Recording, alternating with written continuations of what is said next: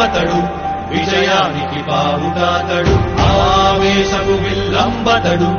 ఆలోచన శిఖరంబతడు చాలా వంచని యోధుడు అతడు ఆ భయానికి బాసటాతడు జనహితమే